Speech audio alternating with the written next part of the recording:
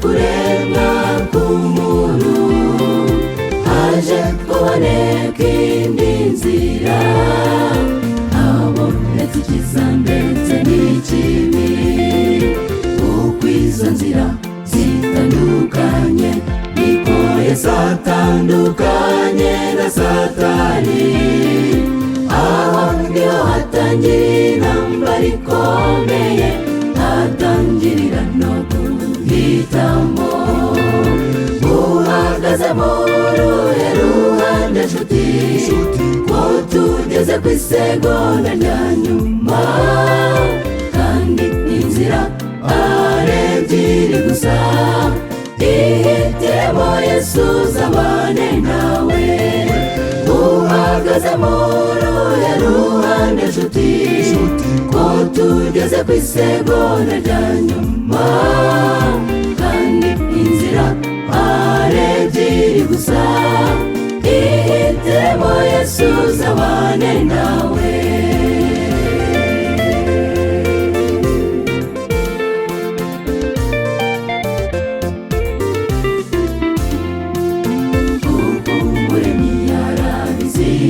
Yuko inzira zizaba ebyiri, yabimenyesheje wa muntu kugira ngo azahitemo.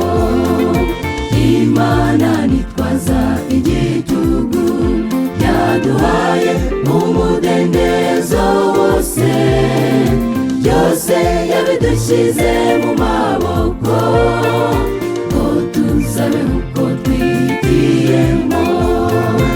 Uhagaze mu ruhe ruhande nshuti, ko tugeze ku isegonda rya nyuma, kandi inzira ari ebyiri gusa.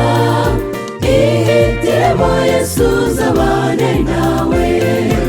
Uhagaze mu ruhe ruhande nshuti, ko tugeze ku isegonda rya nyuma, kandi inzira ari ebyiri gusa.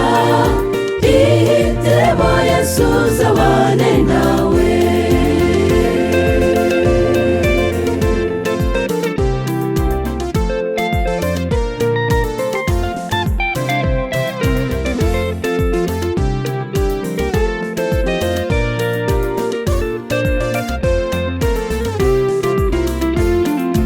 Amahitamo n'ayacu bagenzi, kandi tugeze ku isegonda rya nyuma.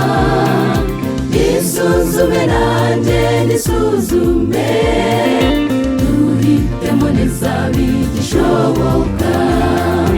Yesu aradushaka uyu munsi, kandi Satani nawe aradushaka.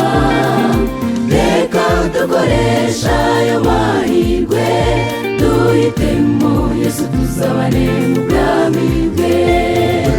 Uhagaze mu ruhe ruhande nshuti, ko tugeze ku isegonda rya nyuma, kandi inzira ari ebyiri gusa.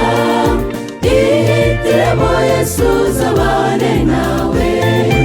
Uhagaze mu ruhe ruhande nshuti, ko tugeze ku isegonda rya nyuma,